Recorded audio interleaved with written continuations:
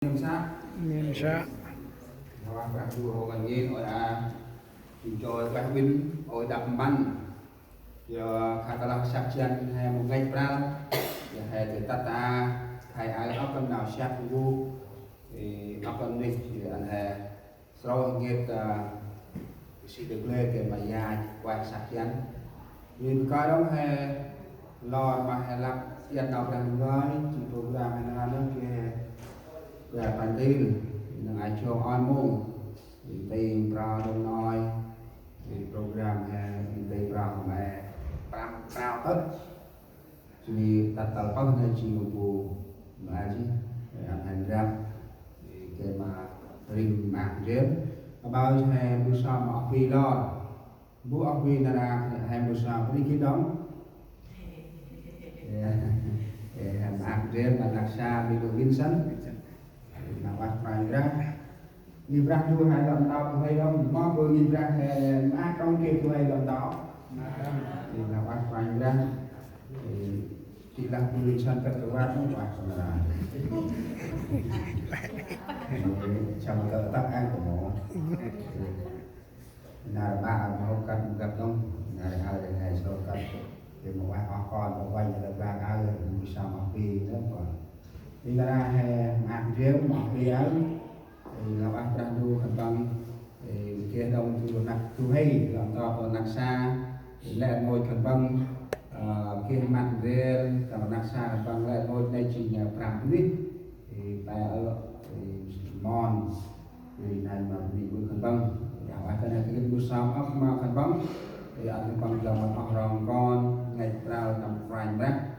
thì đầu mắt ngay tầm ngày sang thì tông hơi của mình là còn đầu mắt đây tầm nào chim bài chim một cả đu với cho ông họ hến thì mong ơn là mát đông tôi sao mà vì nào ăn vài ra ai mà tôi không ai thì họ vì tôi mát đấy thì còn mát đóng được một năm là mong được họ vì tôi không mát đóng nào ăn vài ra thì là ăn ra luôn ngoài mấy đóng họ không đi đâu cả họ hến ta là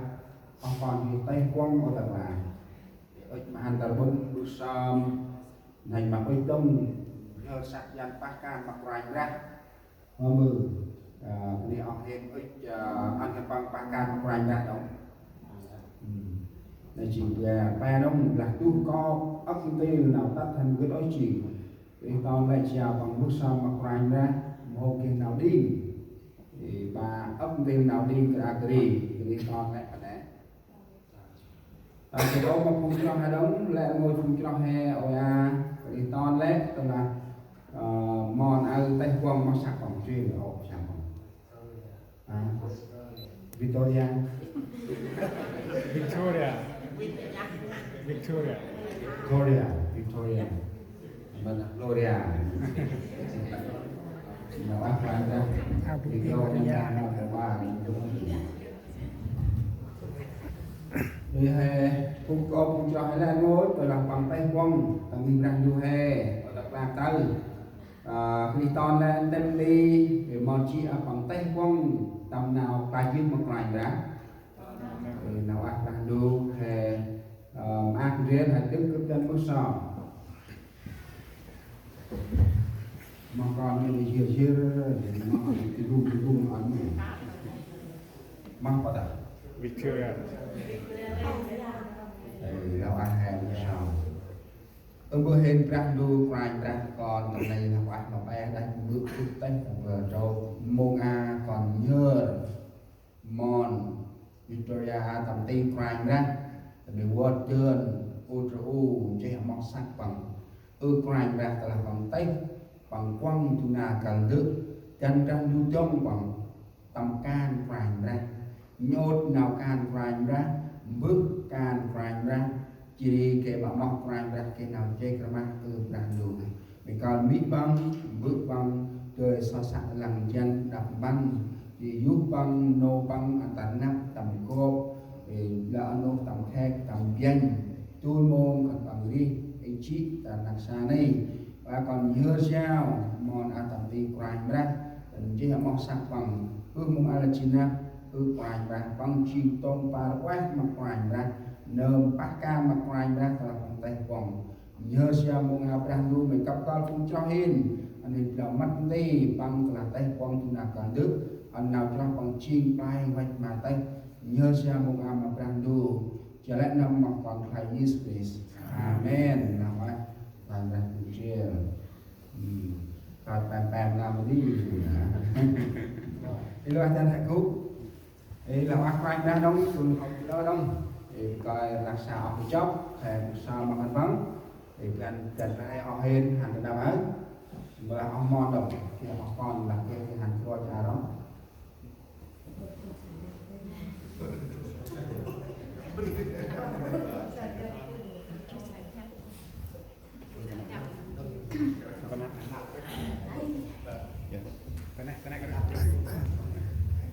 bao nhiêu này thì rồi du cảm ơn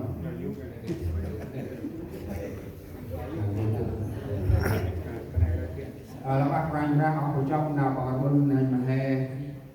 lệ chỗ đông là pe khai đông của mình là và hành y cái tàu là hành tóc này u cái tàu hành tóc này u và qua là tóc mấy thì cứ phải là bạn là thì mai u và pe ra đi thì buổi sáng mà băng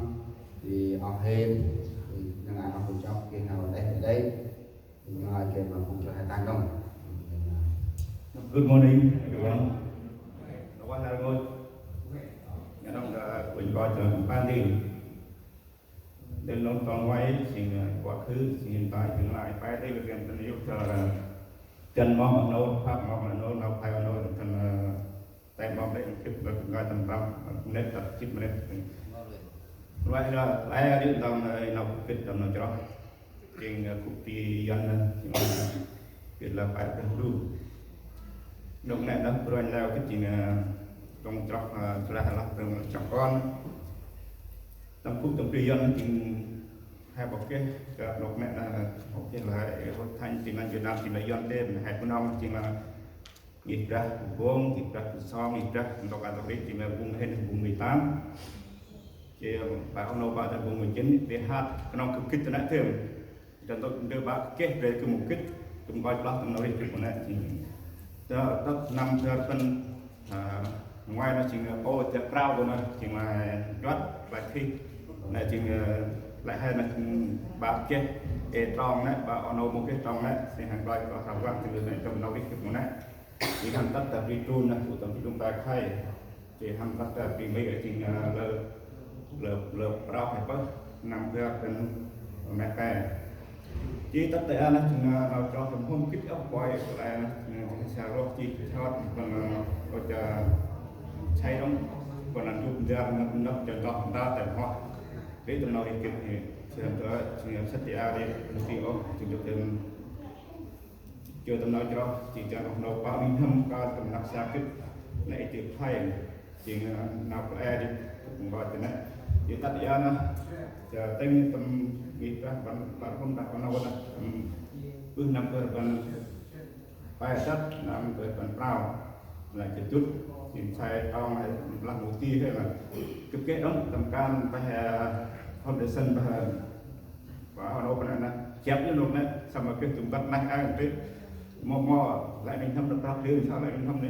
hiện tại tầm này một sai này tầm này khoa tầm người kinh lại tầm 5 năm rồi coi ốc nên thì nào về phát nào tây một cái nào xong thì tất là năm cái từ cái năm cái con trao nó thì nó lại cầm hôm cái nào con từ thứ năm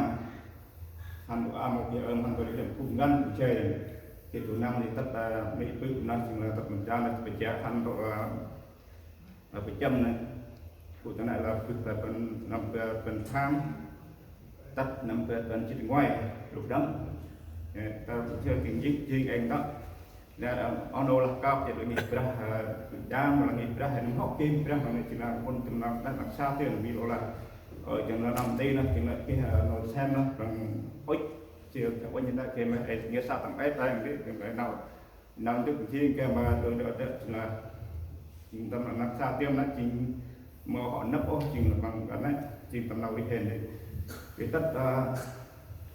và một thời gian dài là các vấn đề tình cảm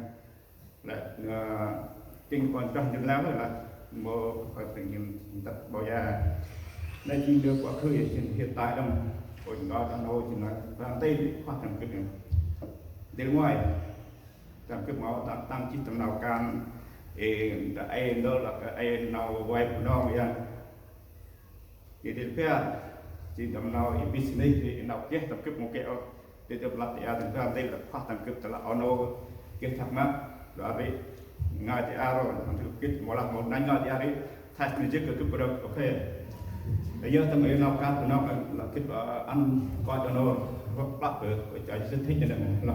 là mồ được một năm chỉ nào thì can của nó tinh nào cực hiếu tập cực để tập cực kít là tao nào bác cũng kít đó chỉ hai chi police ta chỉ police chứ là anh bù cha lại mà mong mất có nào tầm tình sắc được bù hay của nó mà này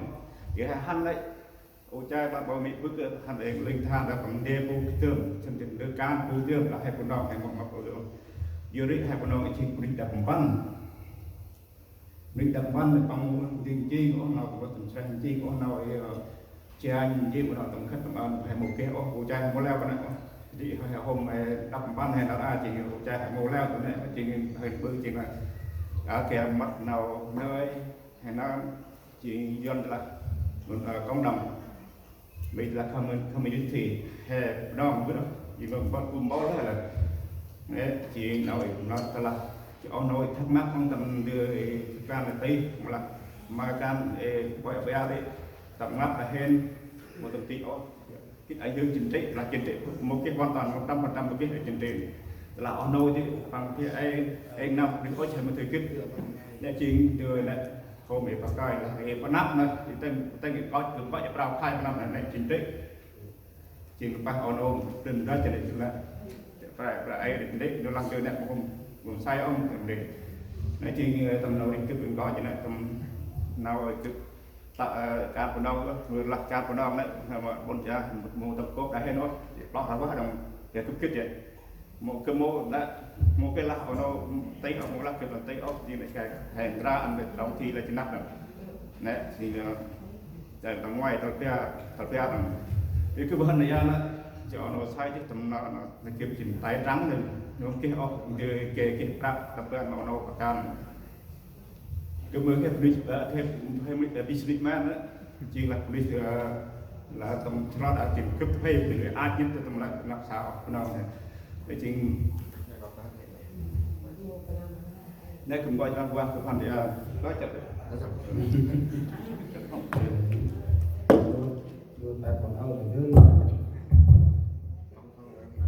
đây chứ gọi là quan